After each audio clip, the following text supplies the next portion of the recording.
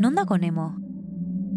Arrain koloretsuaren pelikurak egin zituen ezagunak Pailazo arrainak. Film ospetsuari esker ikasi genuen arraitxo txiki hauek anemonetan bizi direla, mendebaldeko ozeano bareko sakonera txikiko arrezifeetan. Baina animalia hauengandik gauza berri bat deskubritu duten Newcastleko Unibertsitateko ikerlariek. Pailazo arrainek euren tamaina txikitzen dutela estres termikoa eta gatazka sozialak ekiditeko.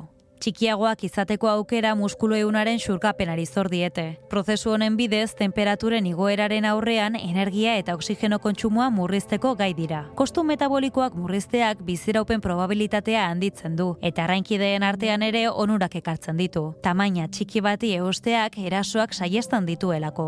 Mehatxu bat izateagatik, komunitatetik kanporatuak izatea ere zailtzen du. Baina biziraupen horren gakoa talde osoaren tamaina aldatzean datza. Bereziki, aldaketa hau bikote ugaltzailearekin batera egitean. Tamaina desorekak daudenean, ugalketa arrakasta asko murrizten baita.